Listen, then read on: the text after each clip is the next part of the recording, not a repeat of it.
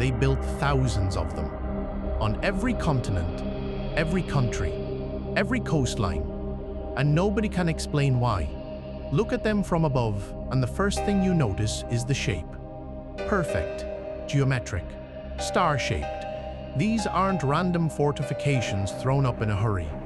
These are precise mathematical constructions, the kind that takes years of planning and a level of engineering knowledge that we're told ancient builders simply didn't have. The official story goes like this.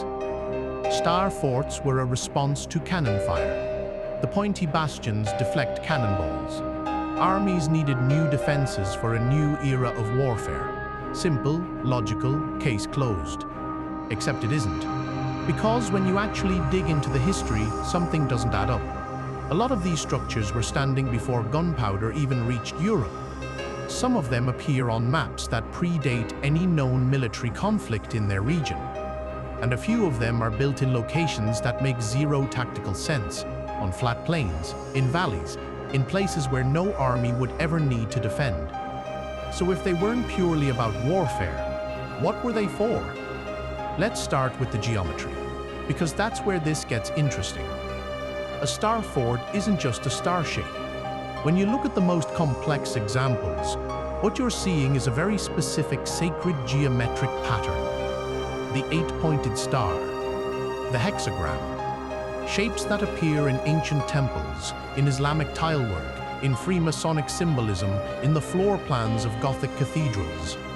The same shapes repeated across thousands of years and thousands of miles, built into structures that were supposedly just military installations. Coincidence? Maybe. But keep going. Many star forts sit directly on top of older structures. You dig under them, and you find foundations that are even older, stone that predates the supposed construction date by centuries. Historians wave this away as builders reusing old sites for practical reasons.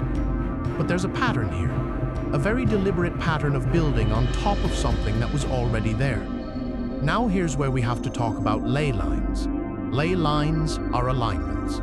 Straight lines that connect ancient sacred sites across vast distances. Stonehenge lines up with dozens of other ancient sites. The pyramids of Giza align with temples across Egypt and beyond.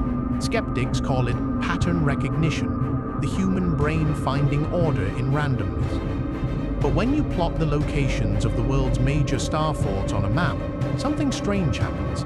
They cluster, they align, they form networks. Researchers who've spent years studying this are convinced that star forts weren't just defensive structures. They were nodes, points in a larger system, a grid, a global energy grid. This is where most people tune out. An energy grid. That sounds like science fiction. But stay with me for a moment because the evidence is more concrete than you'd expect. We know that the Earth has a natural electromagnetic field. We know that standing stones, ancient temples, and sacred sites tend to be placed at points of unusual electromagnetic activity. We know that Tesla, in the early 20th century, believed he could tap into the Earth's resonance to transmit power wirelessly across the planet. His Wardenclyffe Tower was the beginning of that system, until it was shut down by the people who owned the power lines. What if Tesla wasn't inventing something new? What if he was rediscovering something old? The theory goes like this. Before the world we know, there was another civilization. More advanced, not in the way science fiction imagines, with rockets and robots, but energetically advanced. They understood the Earth's electromagnetic field in ways we've forgotten. They built structures at key nodes of that field to harness, amplify, and transmit energy. Star forts, obelisks, cathedrals, stone circles, all part of the same network, all built to the same geometric principles, all aligned to the same invisible grid. And then something happened. Some researchers call it the Great Reset, others call it the Mud Flood. The evidence, they argue, is everywhere. Buildings buried up to their first floors, orphan trains carrying thousands of children with no recorded parents, entire architectural styles that appear fully formed with no developmental phase, no sketches, no learning curve. cities that were supposedly built in decades that would take centuries by any honest estimate. The theory is that we are not at the beginning of history, we are somewhere in the middle, or possibly near the end of a cycle that has repeated many times before. Star forts fit into this picture in a very specific way. They appear at the transition point, right at the edge of the reset. In the historical record, they seem to emerge suddenly, fully developed, attributed to engineers who left no drawings, no personal accounts, no evidence of the learning process that should have preceded such complex design. In some cases, locals have no oral tradition of the fort being built. It was simply always there. The official records were added later. Look at the fort of Bourtange in the Netherlands, completed, according to official history, in 1583. But the precision of the earthworks, the complexity of the water management system, the mathematical exactness of the geometry, all of it points to a level of engineering that 17th century European builders simply didn't document anywhere else. There are no comparable structures being built at the same time using the same techniques. It appears essentially from nowhere. The same is true of the Palma Nova fortress in Italy. Same of the star forts in Sri Lanka, in India, in South America. Structures that official history attributes to colonial powers who, in every other documented project from the same era, were building things that look nothing like this. There's one more detail that almost nobody talks about: the acoustics. Stand inside the walls of a star fort and clap your hands. The echo patterns are unusual, not random, precise. Certain points inside the structure produce standing waves, interference patterns in the sound that concentrate energy at specific locations. Researchers with acoustic measuring equipment have documented this in forts across Europe and Asia. The builders knew exactly what they were doing. They designed the geometry not just to deflect cannon fire, but to manipulate invisible forces inside the structure itself. This is not an accident.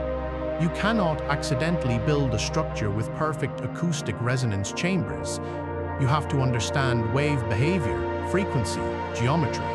You have to plan it, which means whoever built these things was working from a knowledge base that we have no record of. Here's the question that ties it all together. If these were purely military structures, why are so many of them positioned over underground chambers? Why do so many have tunnels that lead nowhere, wells that connect to other wells miles away, and subterranean rooms with no clear military purpose? Why do the geometric ratios of their design keep matching the ratios found in sacred architecture across every culture and every era? And why, when independent researchers try to excavate certain sealed sections of these structures, do they keep running into bureaucratic walls? Permits denied. Access restricted. Sites protected under national security laws that seem wildly out of proportion to a crumbling old fort. There's something down there, or something in the geometry. Something that someone decided the public doesn't need to know about. The world you were taught about, with its neat timeline and its logical progression from primitive to advanced, from superstition to science, is missing chapters. Large ones. The star forts are one of the places where you can see the seams, where the official story starts to fray and something older, stranger, and more powerful starts to show through. Look at them from above. Stare at the geometry. Ask yourself why the same pattern appears in ancient Egypt and medieval Europe and colonial India and pre-colonial America. Ask yourself why the shape of a star fort matches the shape of a Tesla coil cross-section. Ask yourself why these structures keep turning up at the same electromagnetic hotspots that ancient cultures considered sacred. The answer they gave you isn't wrong. It's just incomplete. And the part they left out might be the most important thing you've never been told. If this opens something up for you, there's more where that came from. Hit subscribe, because what we're building here isn't just a channel, it's a record of the things that got buried and the questions that keep resurfacing no matter how many times they try to close the door.